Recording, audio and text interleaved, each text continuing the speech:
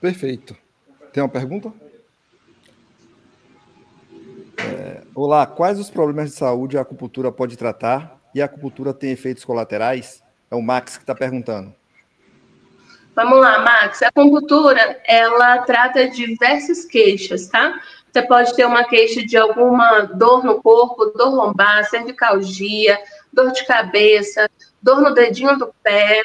A acupuntura ela pode servir para indução de parto, por exemplo, para facilitar ali todo o processo fisiológico da abertura do quadril dessa mulher, para ela ter uma condição melhor na hora de um parto natural.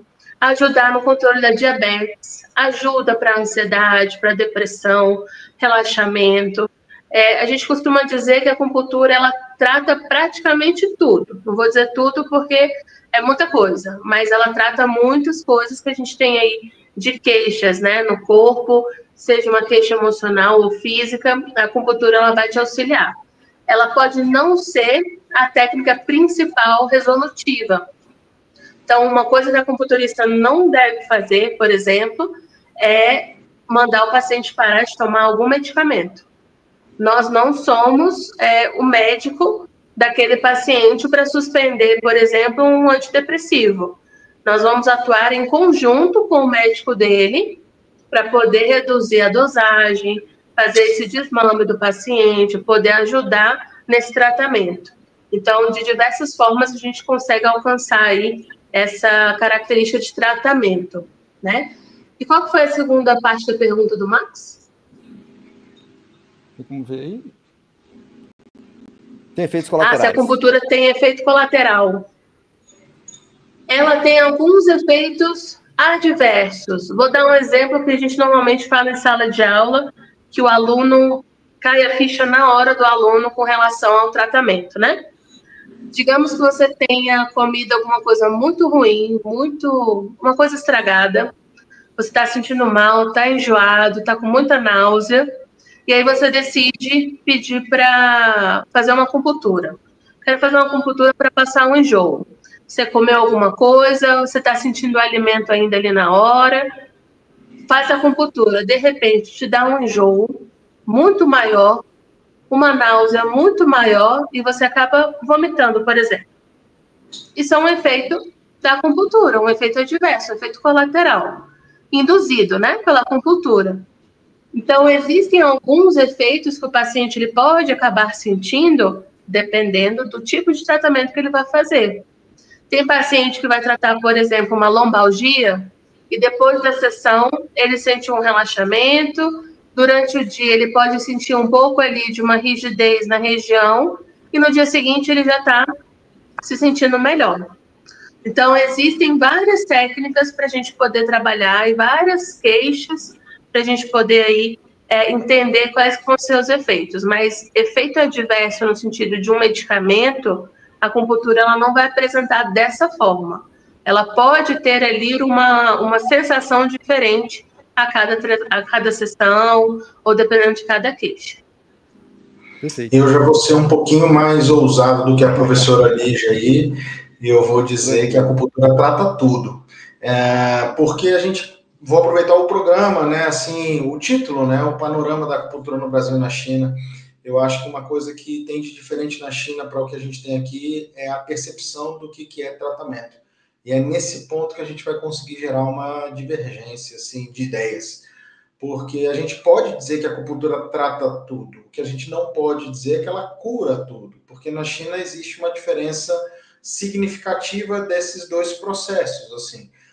Porque, em geral, quando a gente fala que a acupuntura trata tudo, as pessoas trazem as patologias mais complexas, né? Em geral, a pessoa já com aquela ideia, vou usar essa expressão, né, querendo apelar ali na discussão, ela questiona, por exemplo, então a acupuntura trata um câncer, por exemplo, né?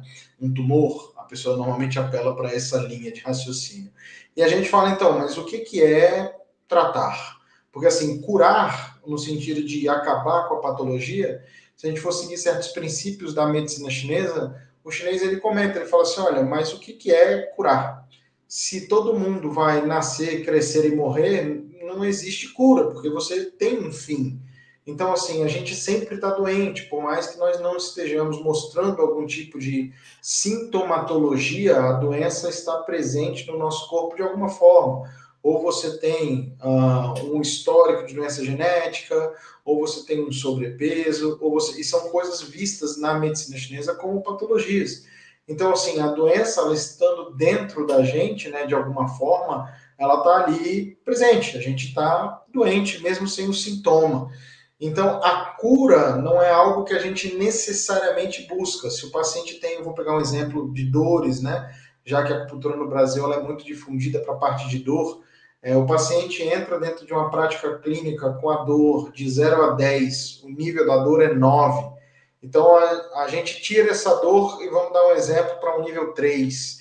Então, muita gente fala assim, olha, mas não curou. Sim, ela não curou. Mas o paciente conviver com uma dor de nível 3, uma dor de nível 2, sem, por exemplo, passar por um processo cirúrgico, mas da qual ele consiga ter uma rotina tranquila, a gente vai ver isso como uma cura ou não? Então, são debates que a gente pode levantar da diferença cultural entre o Brasil e a China, né? Então, assim, o que ela pode tratar? Tratar, a gente pode dizer que tudo. Ainda dentro do exemplo do câncer, ela pode não tratar o tumor em si, mas, por exemplo, vai para a quimioterapia, a professora Lígia vai poder falar melhor do que eu isso, porque a especialidade dela dentro da medicina chinesa é a parte oncológica. O paciente vai estar tratando os sintomas referentes ao tratamento da medicina ocidental ao câncer. Então, o paciente está fazendo uma químio, por exemplo. Então, existe ali uma sensação de enjoo, existe dores nas pernas, né? O paciente pode ter sensação de fraqueza muscular, sonolência, são características que a gente vê o paciente sentindo. Então, é possível fazer um tratamento de medicina chinesa não só com a acupuntura, como a professora Lígia brilhantemente falou, através da dietoterapia, por exemplo, onde a gente pode trabalhar exatamente essas questões. Então, o paciente vai melhorar do enjoo, o paciente vai melhorar do sono que ele sente, o paciente vai melhorar dessas dores nas pernas. Não significa necessariamente focar o tratamento no câncer, né? Mas no entorno dele, digamos assim, ou em até alguns casos no próprio câncer. Então, assim, a gente consegue encontrar tratamento para essas outras sintomatologias, apoiando o tratamento da medicina ocidental, por exemplo. E aí, como que a gente diz que não existe um tratamento para o câncer, por exemplo? Então, seria um tema de debate para um podcast único. A gente poderia ficar conversando aqui horas só sobre esse detalhe. E na mesma pergunta, vinha comentando lá sobre a característica de efeito colateral, né? Eu brinco que o único efeito colateral possível é você ficar viciado em fazer medicina chinesa. Então, você vai querer uma fitoterapia, uma acupuntura constantemente, porque os resultados são significativos e você encontra a melhoria, né, do seu estado ali de forma muito natural, como a professora já falou, é o seu corpo se tratando constantemente, ou com auxílio de coisas naturais, né, um alimento, uma fitoterapia, por exemplo, que são tratamentos através de ervas, animais e fungos macrobióticos, pedras e afins. Então, a gente encontra uma evolução de forma mais natural. Perfeito. Tem outra pergunta aqui. A técnica diferenciada para adultos e crianças é o Cristiane Mesquita. Temos sim. Isso. Pode falar, professor. A gente encontra alguns tratamentos diferenciados, porque assim, né, a gente escuta muita gente questionando, por exemplo, o agulhamento em crianças, né? É uma pergunta que muita gente normalmente faz. Poxa, vocês vão usar as mesmas agulhas? E aí, assim, né, o adulto já tem um certo receio do agulhamento, aí já começa a ver a gente agulhando a criança, então já triplica ali, né, a vontade de falar. Tipo, olha, como é que vocês vão fazer isso? Então, é que assim, na verdade, existe agulhamento para criança. Na China, o raciocínio ele é muito, muito tranquilo com relação a isso. As pessoas entendem que é uma questão de sacrifício, digamos assim. Para você melhorar, você tem que passar pelo problema, pelo gosto amargo do processo. O pessoal aí mais antigo sempre ouviu mãe e avô e avó, tias e afins comentando, né? Fala, olha, o processo do tratamento ele é amargo, você precisa passar por isso aí para você encontrar a parte boa da vida. Então, na China tem um pouco desse processo na medicina. Então, existe agulhamento em crianças, sim, só que não é a primeira forma de se tratar. Da mesma forma que o adulto, a acupuntura ela é uma técnica, mas a medicina chinesa ela abrange mais coisas. Então, em criança, o tratamento mais comum que a gente pode dizer é a alimentação terapêutica ou dietoterapia, como a gente chama, né?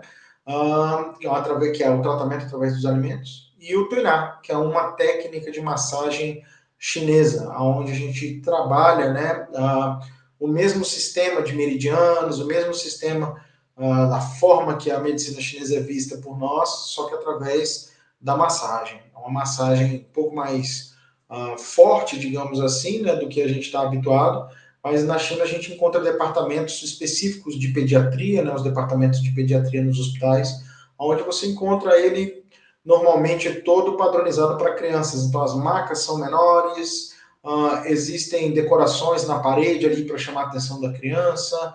Normalmente o médico veste alguma coisa ali um pouco mais caricata, né? Alguns médicos usam um crachazinho colorido, o jaleco é um pouquinho mais infantil, né? Assim, a decoração dele, que é exatamente para a criança se sentir ali num ambiente mais, né? Para ele, é quase como se fosse uma brinquedoteca, vamos dizer assim. Tem algumas salas que tem jogos eletrônicos, televisão com desenhos passando, e a criança entra naquele mundo ali, ela acaba se distraindo, aonde o tratamento acontece. Eu já vi tratamento também com agulhamento, inclusive em neném, em crianças de 3, 4 meses. Eram questões muito fora da curva, mas são princípios que eles enxergam como necessidade. Então, de novo, a acupuntura não é o primeiro tratamento, mas é uma possibilidade de ser feita sim.